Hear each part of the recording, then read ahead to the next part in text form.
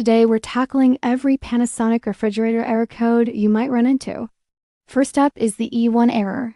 This is one of the most common ones you'll see. It means your fridge's temperature sensor isn't working properly. The quick fix? Unplug your fridge for about 5 minutes. If that doesn't work, check if anything's blocking the sensor in your fridge compartment. Sometimes just cleaning around it solves the problem. If you're seeing E2, that's your freezer sensor acting up. Try the same power reset first. While it's unplugged, check for any ice buildup around the sensor.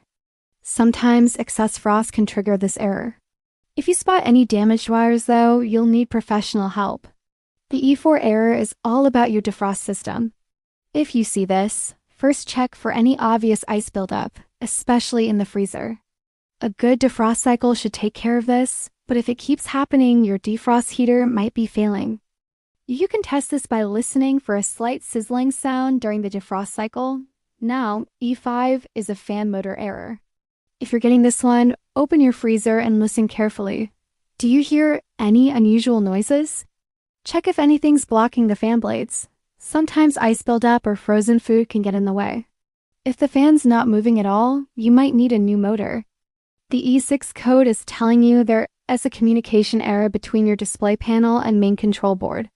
Start with our trusty power reset trick. If that doesn't work, check for any signs of water damage or loose connections around your display panel. If you see E8, that's an ice maker problem. First, check your water supply. Is the valve fully open? Is your water pressure good?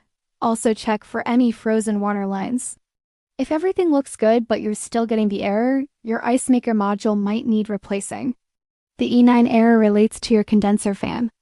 This is usually accompanied by your fridge not cooling properly. Check if the fan's spinning freely and listen for any grinding noises. Clean any dust or debris around the condenser coils while you're at it. Here's a pro tip. If your temperature display is flashing but there's no error code, your fridge is trying to tell you it's warmer than it should be. This usually happens if the door's been left open or you've had just loaded it with room temperature food. Give it a few hours to recover. Let me share some prevention tips that'll help you avoid these errors in the first place. First, keep those condenser coils clean. Vacuum them every 6 months. They're usually either under or behind your fridge. Second, check your door seals monthly. Clean them with warm soapy water and dry them completely.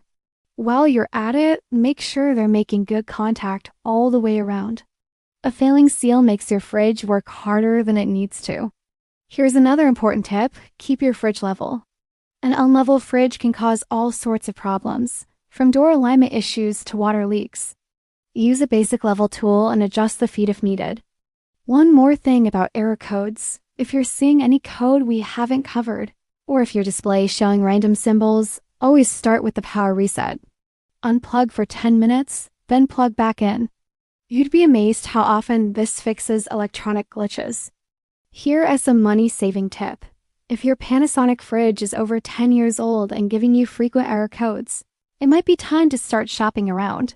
Sometimes replacing an older unit with a new energy-efficient model saves more money in the long run.